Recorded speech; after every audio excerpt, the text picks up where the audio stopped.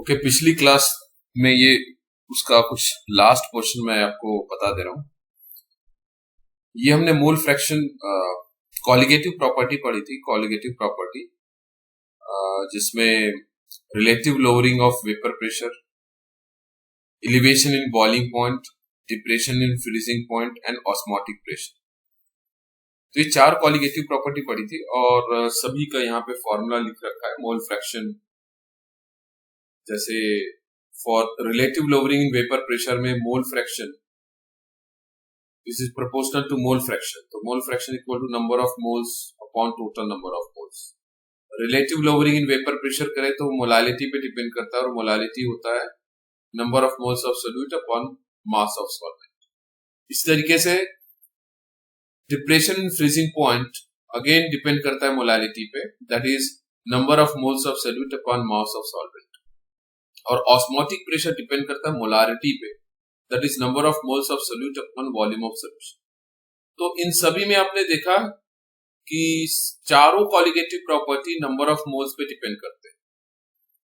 तो जो रिलेशन होता है जो अभी तक हमने पढ़ा है जिसमें नंबर ऑफ मोल्स वो सॉल्यूशन बनने से पहले के नंबर ऑफ मोल्स और सॉल्यूशन बनने के बाद नंबर ऑफ मोल्स सेम रहता है, इक्वल रहता है। नंबर ऑफ मोल्स में चेंज नहीं आता।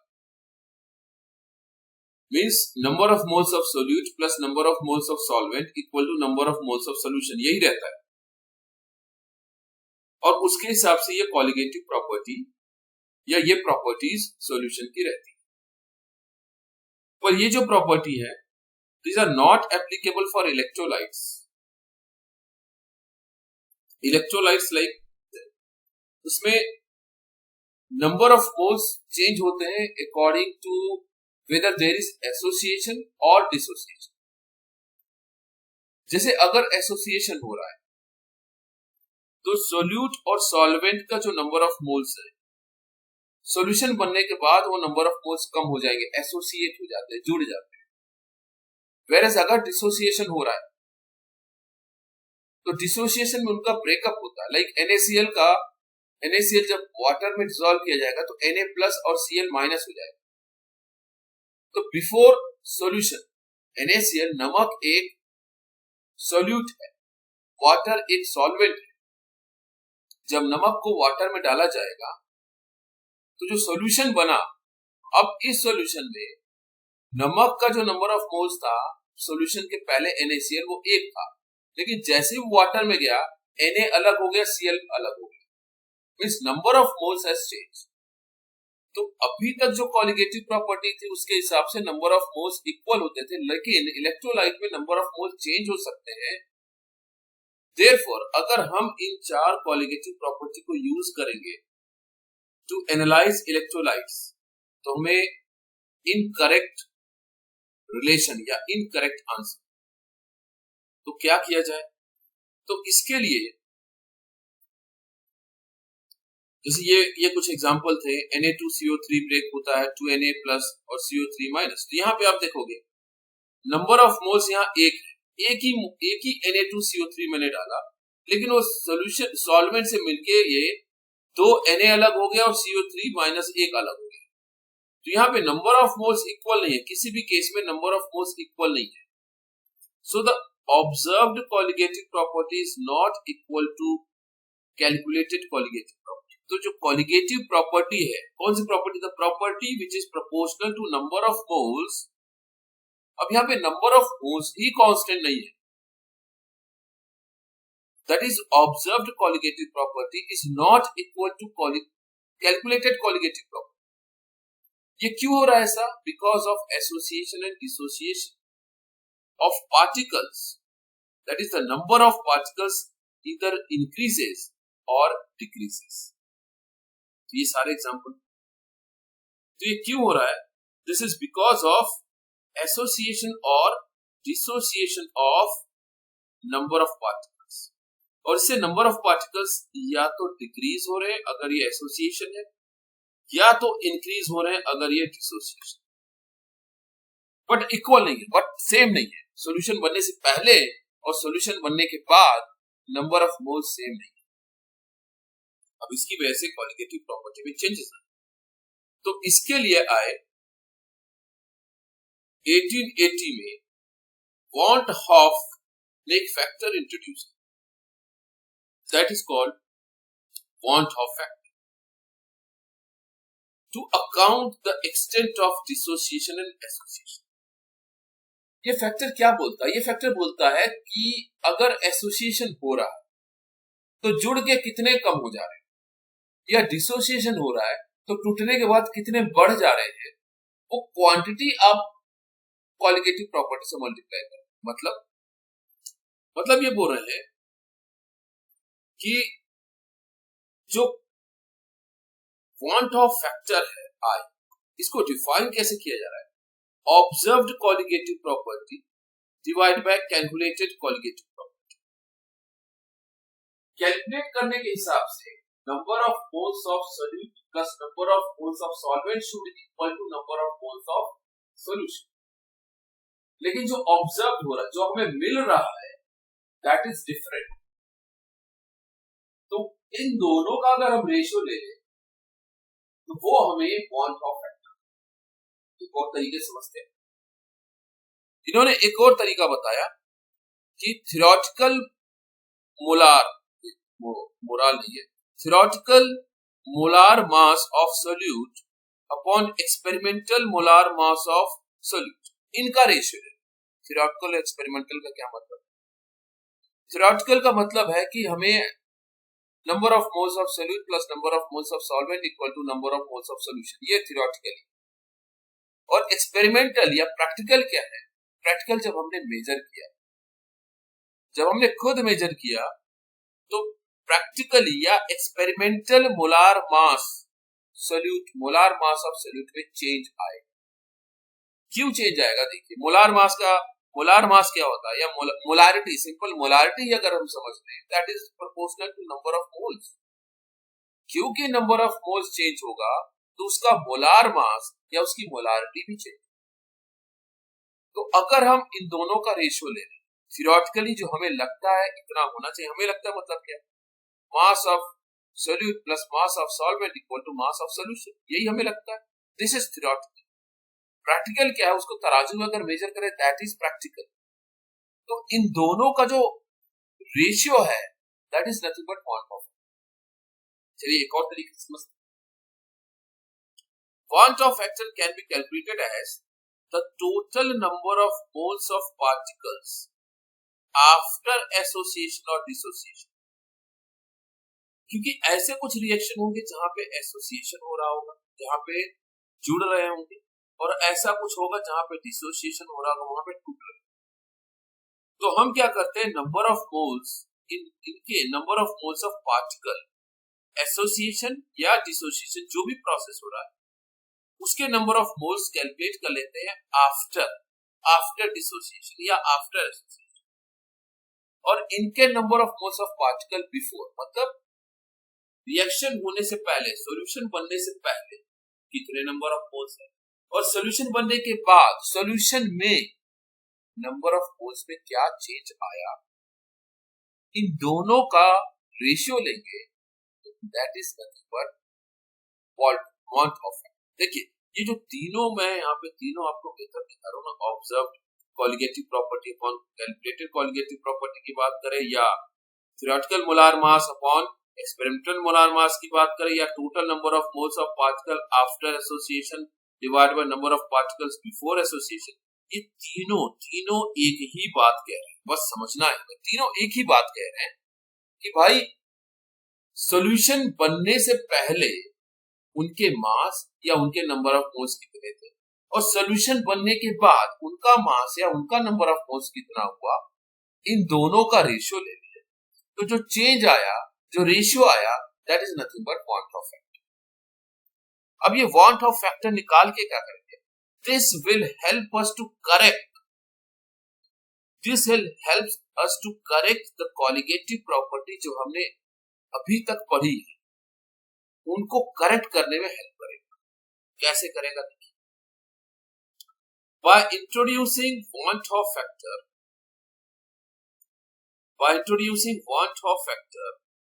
the factor I, the formula to obtained molar mass can be written as follows.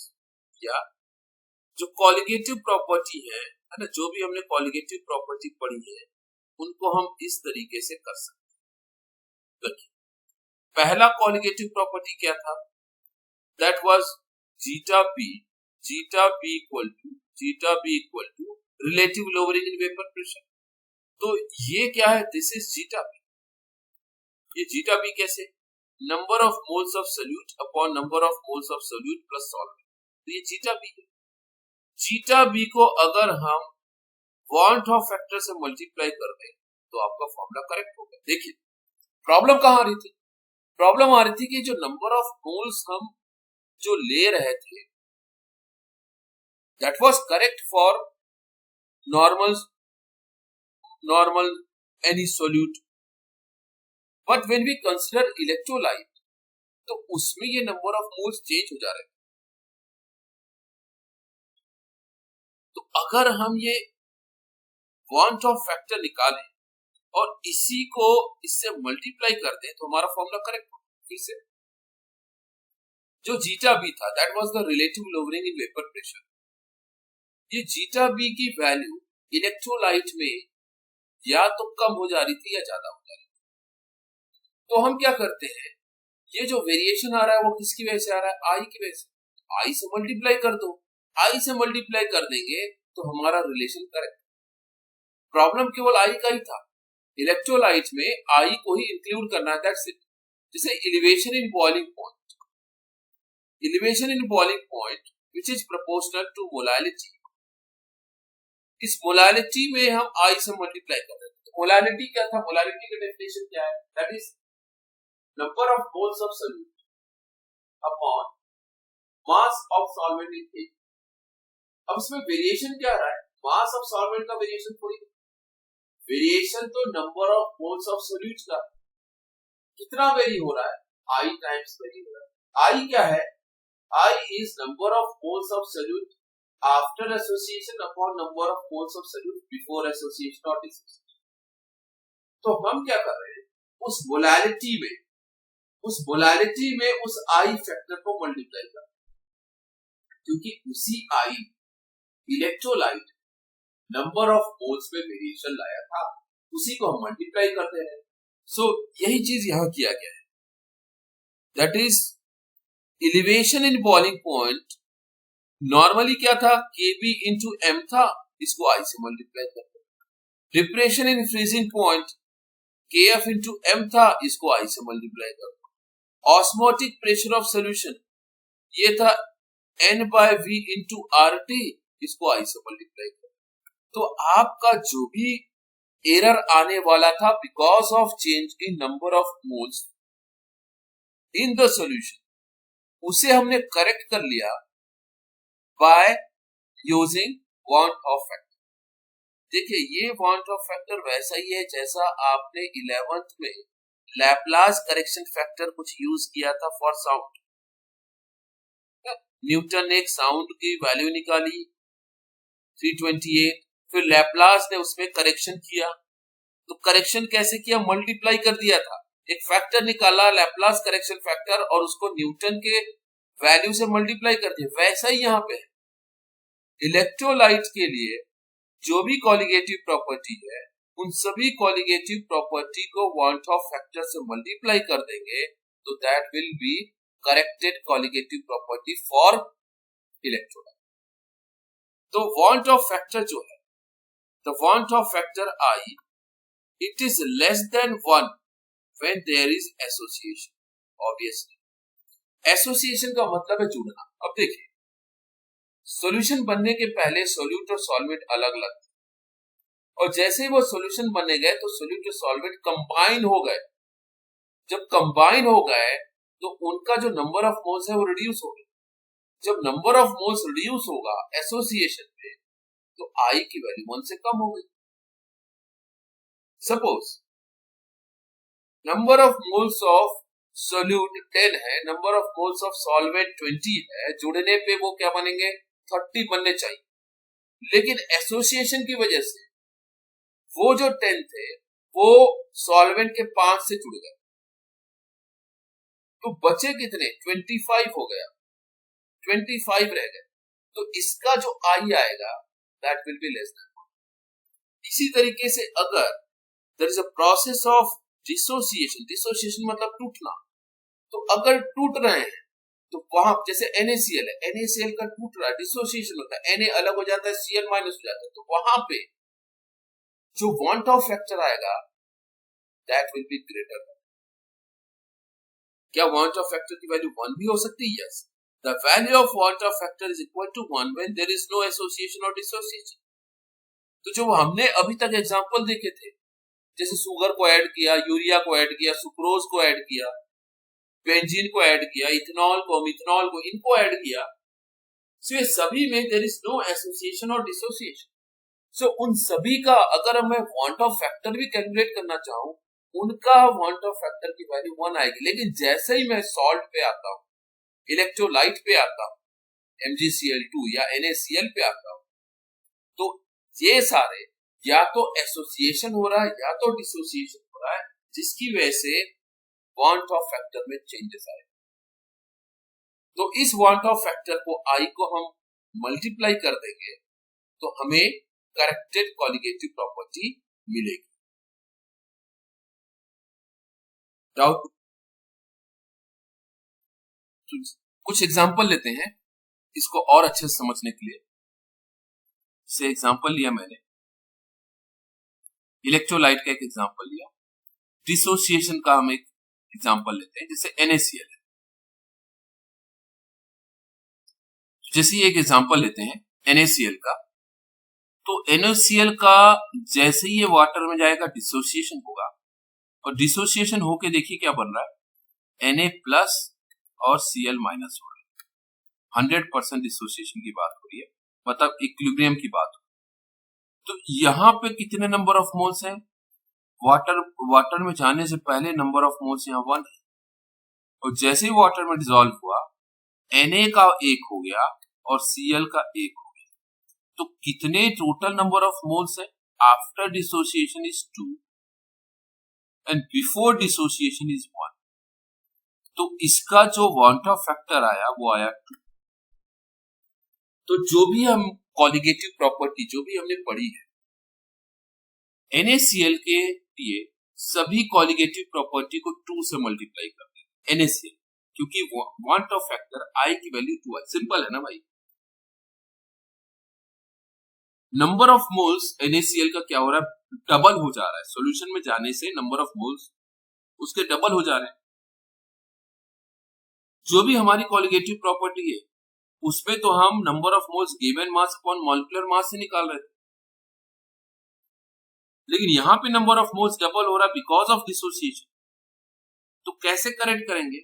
उसको 2 से मल्टीप्लाई कर दो। जो भी हमारी कॉलिगेटिव प्रॉपर्टी उसको 2 से मल्टीप्लाई कर देंगे तो NaCl की सारी कॉलिगेटिव प्रॉपर्टी करेक्ट हो जाएगी। जैसे एक और एग्जांपल देखते हैं, MgCl। MgCl2 जब 100% डिसोसिएट होता है तो Mg2 प्लस और 2Cl माइनस। अब यहाँ MgCl2 हमने कितना डाला? 1 टुकड़ा डाला, 1 मोल डाला, लेकिन जैसे ही पानी में गया Mg2 प्लस का 1 और Cl के 2 मोल बन गए। डाला हमने 1 था लेकिन इसमें बना 2, तो टोटल नंबर ऑफ मोल्स कितने हो गए? Total number of moles after dissociation हो गया 3, और बिफोर डिसोसिएशन कितना है? Before dissociation is 1। इसका वांट ऑफ फैक्टर क्या हो गया?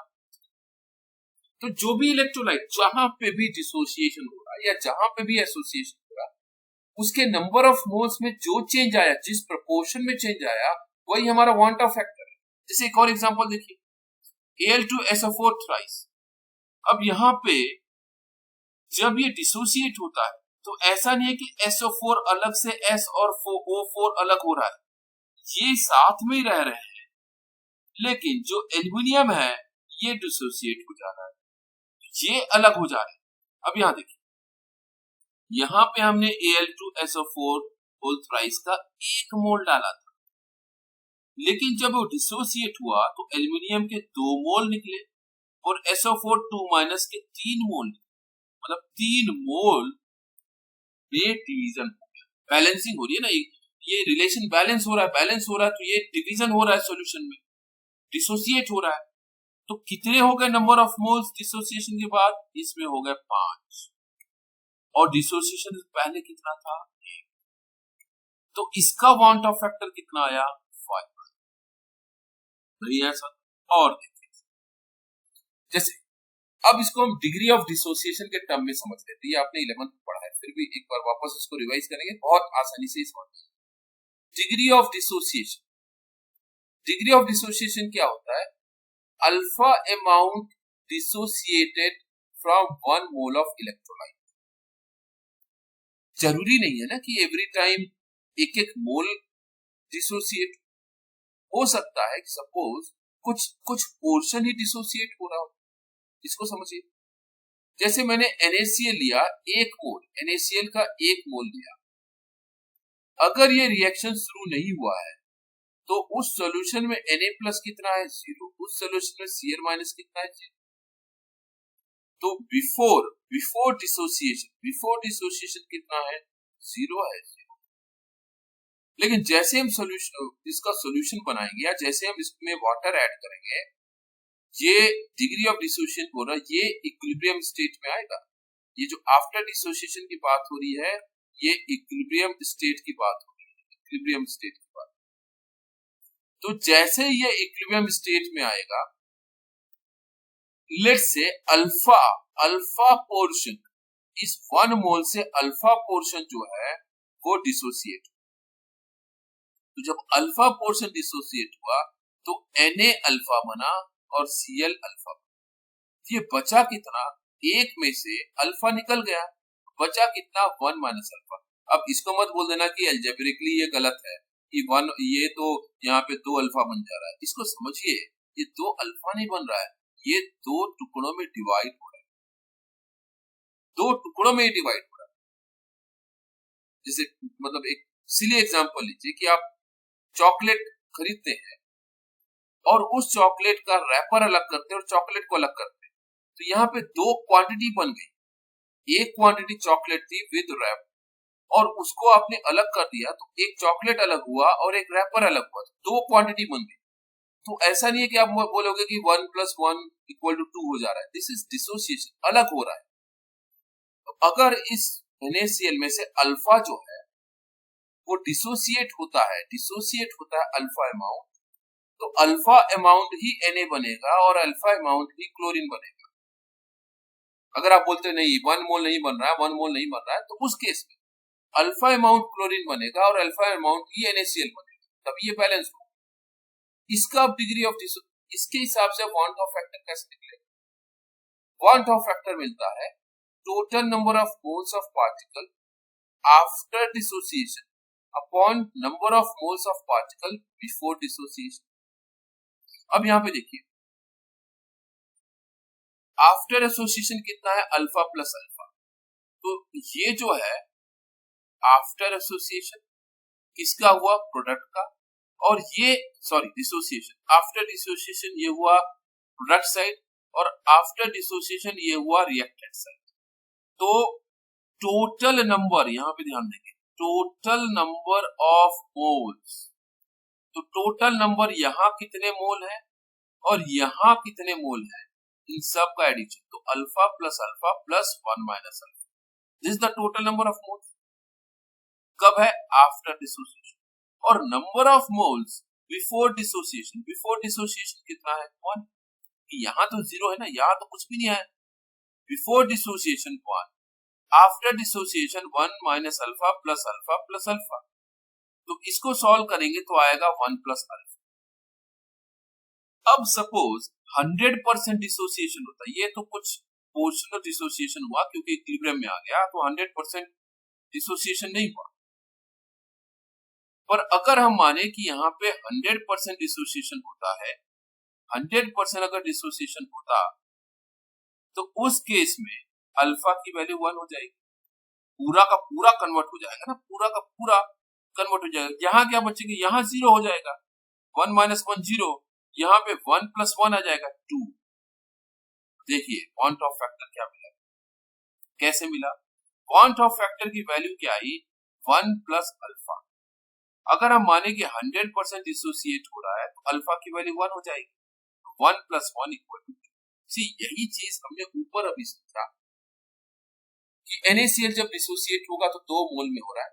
बट अगर कोई बोलता है कि नहीं it will be in equilibrium, तो जब इक्विलिब्रियम में आएगा तो हो सकता है कि 100% डिसोसिएट ना हो। तो जब 100% डिसोसिएट नहीं हो रहा है, अल्फा परसेंट डिसोसिएट हो रहा है, लेट्स जब अल्फा परसेंट डिसोसिएट होगा तो 1 का फैक्टर कितना आएगा, 1 प्लस अल्फा। और अगर बोले कि 100% डिसोसिएट हो रहा है तो अल्फा की वैल्यू 1 हो जाएगी, तो आ जाएगा 2। फॉर एग्जांपल लीजिए डिसोसिएशन MgCl2 का मैं एक एग्जांपल दूं। MgCl2 डिसोसिएट होता है Mg2 प्लस और 2Cl माइनस। बिफोर डिसोसिएशन क्या होगा, जब रिएक्शन स्टार्ट ही नहीं हुआ, MgCl2 तो हमने 1 मोल डाला, Mg2 प्लस और Cl2Cl माइनस, ये तो 0 रहेगा क्योंकि रिएक्शन स्टार्ट ही नहीं हुआ, क्योंकि सॉल्वेंट तो ऐड ही नहीं हुआ। पर जैसे हम सॉल्वेंट को ऐड करेंगे, लेट्स से अल्फा अमाउंट जो है वो इक्विलिब्रियम स्टेट में आ जाता है। अल्फा अमाउंट डिसोसिएट होने के बाद इक्विलिब्रियम स्टेट में पहुंच जाता है, तो उस केस में इसमें से बचा कितना, 1 मोल में से बचा 1, अल्फा तो चला गया तो कितना बचा, 1 माइनस अल्फा बचा। और जो अल्फा गया वो क्या हुआ, अल्फा अमाउंट Mg2 प्लस बना और alpha 2 alpha amount Cl minus बना। इस केस में Cl का अल्फा अमाउंट कितने बन रहे, 2, तो 2 अल्फा अमाउंट बनेगा।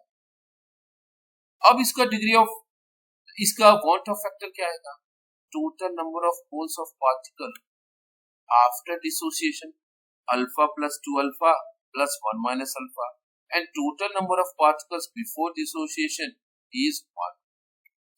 डिसोसिएशन होने के पहले नंबर ऑफ मोल्स 1 और डिसोसिएशन होने के बाद टोटल कितना हुआ, 1 माइनस अल्फा प्लस 2 अल्फा। ये इसको सॉल्व करेंगे तो आएगा 1 प्लस 2 अल्फा। अब यहाँ पे वापस देखिए, अगर हम अल्फा की वैल्यू 1 कर दे, मींस अगर हम ये बोले कि देयर इज 100% डिसोसिएशन, तो अल्फा की वैल्यू 1 हो जाएगी, तो क्वांट ऑफ फैक्टर 3 हो जाएगा। तो MgCl2 के लिए जितनी भी कॉलिगेटिव प्रॉपर्टी है उन सभी कॉलिगेटिव प्रॉपर्टी को 3 से मल्टीप्लाई करेंगे, तब जाके हमें करेक्टेड कॉलिगेटिव प्रॉपर्टी 3 टाइम्स सबकी कॉलिगेटिव प्रॉपर्टी 3 टाइम्स बढ़ जाएगी फॉर MgCl2।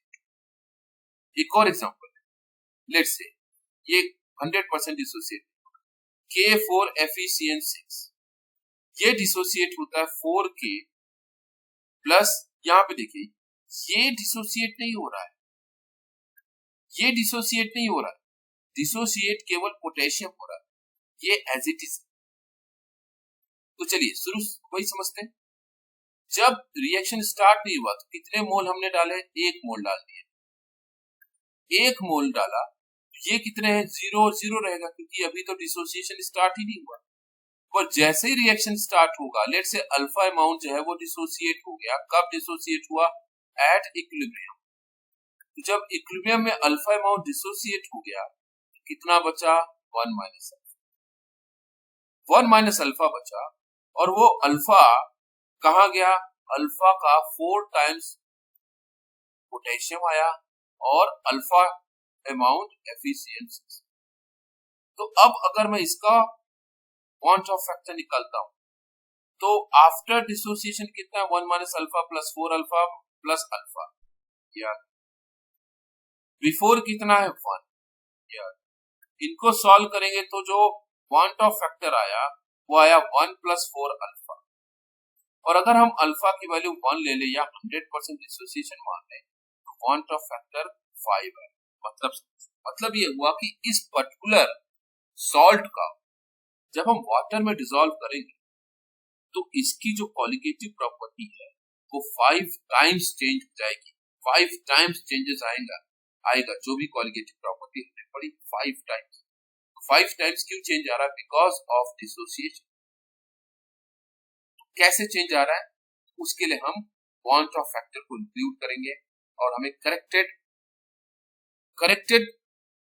कॉलिगेटिव प्रॉपर्टी मिलेगी। तो अब हम लोग क्या करेंगे, ये डिसोसिएशन से रिलेटेड हो गया। अब एसोसिएशन की बात करते हैं। जैसे एसोसिएशन में देखिए n नंबर ऑफ एटम्स या पार्टिकल्स या सब्सटेंस आपने A का लिया और ये एसोसिएट होके एक मोल बन गया या एक पार्टिकल बन गया। यहाँ पे n पार्टिकल्स थे, जुड़ के वो एक पार्टिकल बन गया। This is association. एग्जाम्पल के लिए देखिए, जैसे 2 CH3COH लिया, 2 कार्बोक्सिलिक एसिड लिया in the presence of certain, let's say यहाँ पे in the presence of benzene, कोई कैटलिस्ट है या किसी पर्टिकुलर टेम्परेचर पे, जैसे यहाँ पे बेंजीन, तो कार्बोक्सिलिक एसिड जब बेंजीन के प्रेजेंस में रखा जाएगा 2 या 2 से ज्यादा, तो इट अंडरगोज पॉलीमराइजेशन।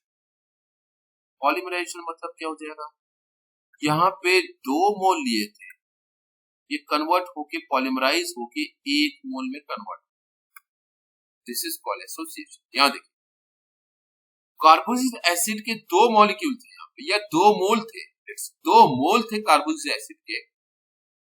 बेंजीन के प्रेजेंस में जैसे ही वो आए, एक सिंगल मोल बन गया, सिंगल मोल, उसको बोलेंगे पॉलीमर बन गया। पॉलीमर बन गया कार्बोक्सिलिक एसिड का, सिंगल मोल बन गया। तो अब यहां पे देखिए, जो नंबर ऑफ मोल्स है वो क्या हो रहा है, नंबर ऑफ मोल्स रिड्यूस हो रहा है। That is the colligative the want of factor, that is the total number of moles of particle after association divided by number of particles before association. Association के बाद कितने मोल हैं, 1 है। Association के पहले कितने हैं, 2। तो want of factor कितना आया, 1/, number of moles of particles after association 1 हो गया, बिफोर एसोसिएशन 2 है, इसलिए इसका जो want of factor आया वो कितना आया, 1/2। मतलब ये हुआ कि जो कॉलिगेटिव प्रॉपर्टी हमने 4 पढ़ी है, जो डिपेंड करती है नंबर ऑफ मोल्स पे, तो ऐसे एग्जांपल के लिए carboxylic acid in the presence of benzene, ऐसे सिचुएशन में जो कॉलिगेटिव प्रॉपर्टी है वो रिड्यूस हो जाती है। This is because of association, this is because of decrease in number of moles. Solution बनने के बाद उनके नंबर ऑफ मोल्स डिक्रीज हो जा रहे हैं। जैसे एक और एग्जांपल लेते हैं, जैसे बेंजोइक एसिड। बेंजोइक एसिड के 2 मॉलिक्यूल और in the presence of high temperature ये पॉलीमराइज हो जा रहा है, सिंगल मॉलिक्यूल में कन्वर्ट हो गया, ये सिंगल मॉलिक्यूल में कन्वर्ट हो गया।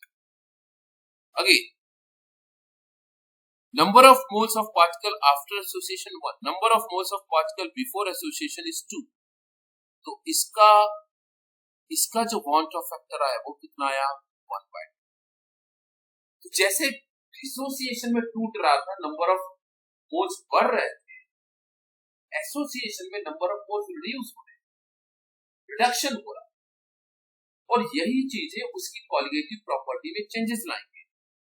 मतलब उसका जो एलिवेशन इन बॉइलिंग पॉइंट है वो रिड्यूस हो जाए। मतलब ऐसा होगा कि जब कार्बोक्सिलिक एसिड को बेंजीन के प्रेजेंस में रखेंगे तो वो पॉलीमराइज हो गया। अब इस पॉलीमराइजेशन का जो बॉइलिंग पॉइंट होगा वो कार्बोक्सिलिक एसिड के बॉइलिंग पॉइंट से भी कम हो गया। समझिए, जैसे नॉर्मल केस में क्या था कि आपने पानी में जब चीनी ऐड किया, शुगर ऐड किया, तो उस सॉल्यूशन का जो बॉइलिंग पॉइंट था वो बढ़ जा रहा था, उस सॉल्यूशन का जो फ्रीजिंग पॉइंट था वो और माइनस में जा रहा था। ये था केस फॉर शुगर। पर उसी जगह अगर हम कार्बोक्सिलिक एसिड लेते तो उसका जो बॉइलिंग पॉइंट है वो कम हो जाता है। Let's say boiling point of carboxylic acid is 80 degree Celsius. जैसे हम उसको बेंजीन के प्रेजेंस में रखते हैं वो पॉलीमराइज हो जाएगा और उसका जो बॉइलिंग पॉइंट है वो 80 से रिड्यूस हो गया 60। सो जो कॉलिगेटिव प्रॉपर्टी थी, कौन सा, एलिवेशन इन बॉइलिंग पॉइंट, वो क्या हो गया, रिड्यूस हो गया। यही चीज अगर मैं NaCl की बात करूं तो जैसे पानी में अगर हम चीनी घोल रहे थे तो उसका बॉइलिंग पॉइंट बढ़ रहा था, पानी में अगर हम नमक घोल देंगे तो उसका बॉइलिंग पॉइंट कम हो जाएगा, बॉइलिंग पॉइंट और बढ़ जाएगा, और बढ़ जाएगा, कम नहीं होगा, और बढ़ जाएगा। क्यों और बढ़ जाएगा? क्योंकि नंबर ऑफ मोल्स बढ़ जा रहे हैं, ट्वाइस हो जा रहा है, ट्वाइस हो जा रहा है। तो जहां पे डिसोसिएशन होगा वहां पे जो भी कॉलिगेटिव प्रॉपर्टी, जैसे बॉइलिंग पॉइंट बढ़ जाएगा, फ्रीजिंग पॉइंट बढ़ जाएगा, ऑस्मोटिक प्रेशर बढ़ जाएगा, रिलेटिव लोअरिंग वेपर प्रेशर बढ़ जाएगा, और जहां पे एसोसिएशन हो रहा है वहां पे relative lowering vapour pressure reduce हो जाएगा, बॉइलिंग पॉइंट रिड्यूस हो जाएगा, फ्रीजिंग पॉइंट और हाई टेम्परेचर पे होने लगेगा, ऑस्मोटिक प्रेशर कम हो जाएगा। दिस इज फॉर एसोसिएशन, क्योंकि नंबर ऑफ मोल्स में चेंजेस आ रहे हैं। डिग्री ऑफ डिसोसिएशन के टर्म में इसको समझते हैं, डिग्री ऑफ एसोसिएशन के टर्म में इसको समझ लेते हैं। If alpha amount is associated from 1 mole of electrolyte, then यहां देखिए, जैसे यहाँ पे कार्बोक्सिलिक एसिड के 2 मोल लिए गए और अगर रिएक्शन स्टार्ट नहीं हुआ तो रिएक्शन से पहले before association, this will be association, before association 0, और जब एसोसिएशन स्टार्ट हो गया और ये कहां आ गया, ये इक्विलिब्रियम में आ गया, इक्विलिब्रियम में आ गया, तो इक्विलिब्रियम में आने पे if alpha amount is associated, alpha amount अगर एसोसिएट हो गया तो यहां भी कितना बचा, अल्फा बाय 2। तो इनको अगर हम सॉल्व करेंगे, दैट इज क्या था relation, quantum factor equal to total number of moles of particles after association upon before association. तो आफ्टर एसोसिएशन क्या है, 1 minus alpha plus alpha by 2, and before कितना है, बिफोर आएगा यहाँ पे 2, before 2 and after 1 minus alpha, alpha by 2। नहीं, ये 1 के टर्म में मैंने ले लिया, आप इसको 2 के टर्म में भी ले सकते। तो यहां पे आप देखेंगे ये जो रिलेशन आ रहा है 2 माइनस अल्फा बाय 2, अब अगर 100% एसोसिएशन होता, अगर 100% एसोसिएशन होता, 100% अगर एसोसिएशन होता तो अल्फा की वैल्यू 1 हो जाती और हमारा क्वांटम फैक्टर क्या आ जाता, 1/2। समझिए फिर से, 2 मोल हमने लिया है कार्बोक्सिलिक एसिड और ये पॉलीमराइज होके 1 मोल में कन्वर्ट हो रहा है, मतलब कन्वर्जन कितना हो रहा है, हाफ का। वही तो बता रहे हैं, कैसे बता रहा है कि लेट से अल्फा अमाउंट ही 1 मोल से अल्फा अमाउंट ही कन्वर्ट होता तो यहां पे कितना आता, अल्फा बाय 2, ये एसोसिएट होके अल्फा बाय 2 बनता। तो जो टोटल नंबर ऑफ मोल्स है आफ्टर एसोसिएशन वो क्या था, 1 minus alpha plus alpha by 2, और बिफोर एसोसिएशन कितना है, जब हम इन दोनों का रेशियो लेंगे 2 माइनस अल्फा बाय 2। इस पे अगर 100% एसोसिएशन की बात हो तो अल्फा की वैल्यू 1 हो जाएगी और हमारा जो क्वांटम फैक्टर है वो हाफ हो जाएगा। सिंपल है, एसोसिएशन में रिड्यूस होना है, डिसोसिएशन में बढ़ना है। एसोसिएशन में नंबर ऑफ मोल्स रिड्यूस होगा, डिसोसिएशन में नंबर ऑफ मोल्स बढ़ेगा, और जितना बढ़ेगा या जितना भी चेंज आएगा उतना ही कॉलिगेटिव प्रॉपर्टी में चेंज आएगा। इसके बेस पे एक न्यूमेरिकल सॉल्व करते हैं, क्वांटम फैक्टर के बेस पे एक न्यूमेरिकल सॉल्व करते हैं, फिर कल लगेगा तो 1-2 और न्यूमेरिकल सॉल्व करेंगे और लास्ट टॉपिक रह जाएगा हेनरीज लॉ, और फिर हमारे ये चैप्टर कंप्लीट हो जाएगा। ये एक न्यूमेरिकल है, न्यूमेरिकल क्या है, the depression in freezing point, depression in freezing point मतलब TF की बात कर रहा है ना, TF की बात कर रहा है, TF equal to delta TF की बात कर रहा है, delta TF equal to KF into M, depression in freezing point. तो जैसे ये वर्ड दिखा तुरंत आपके दिमाग में रिलेशन आ जाता है, the depression in freezing point is 0.24 kelvin. ये क्या, कौन सी वैल्यू है, डेल्टा TF की value. obtained by dissolving 1 gram of KCl, यहाँ पे KCl का given mass 1 gram of KCl in 200 gram of water, solvent का mass दिया, तो solute का mass दिया 1 gram, solvent का mass दिया 200 gram. Calculate want of factor, हमें I की वैल्यू कैलकुलेट करनी है, I की value. The molar depression constant M की वैल्यू दे रहे, सॉरी KF की वैल्यू, मोलार डिप्रेशन कांस्टेंट ना, तो KF की वैल्यू दे रखी है. KF की वैल्यू कितनी है? 1.86 केल्विन kg पर. तो हमारे पास क्या क्या दिया है? डेल्टा TF की वैल्यू दे रखी है 0.24, KF की वैल्यू दे रखा है 1.86. हमें निकालनी क्या है? मोलालिटी निकालनी. मोलालिटी निकालनी है, बेसिकली हमें निकालना है van't Hoff factor, but we will use molality और उसके बाद फिर वांट ऑफ फैक्टर आएगा. देखिए कैसे. मोलार मास ऑफ सोल्यूट कितना होता है? Molar mass of solute KCl, molar mass कितना होता है? तो मोलार मास होगा जैसे यहाँ पे मास ऑफ KCl, गिवन मास कितना है? Given mass is 1 gram.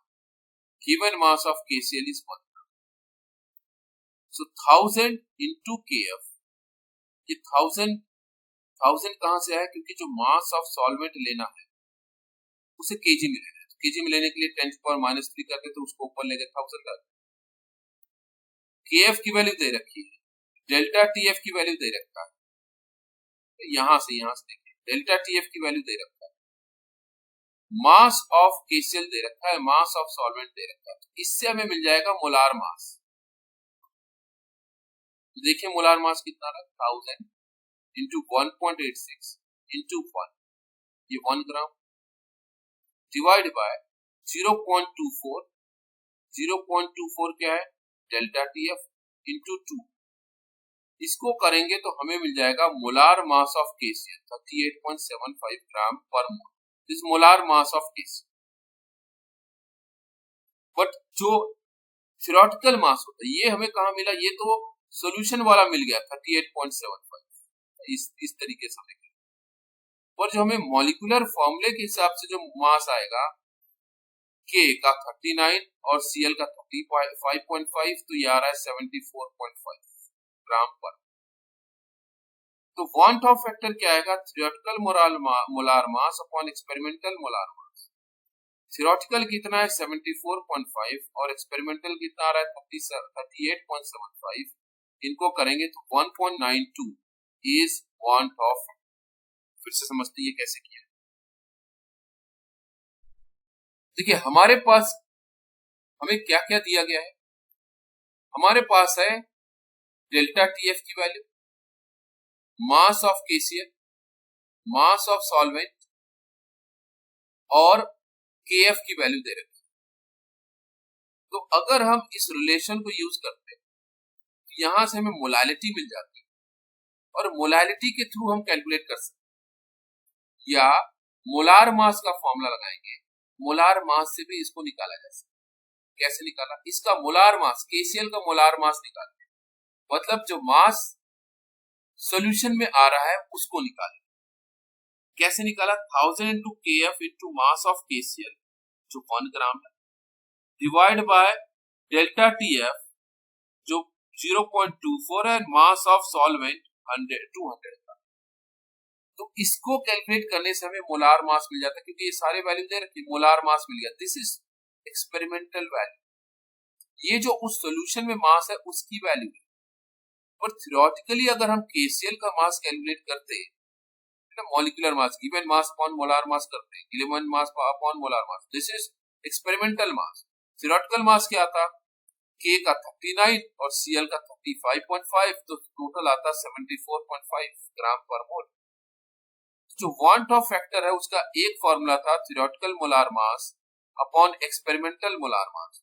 तो थ्योरेटिकल कितना आ रहा है? 74.5, एक्सपेरिमेंटल आ रहा है 38.75. इन दोनों का रेशियो लोगे तो 1.92 is the value of van't Hoff factor for KCl. ये वांट ऑफ फैक्टर KCl का वांट ऑफ फैक्टर है for given condition of depression in freezing point.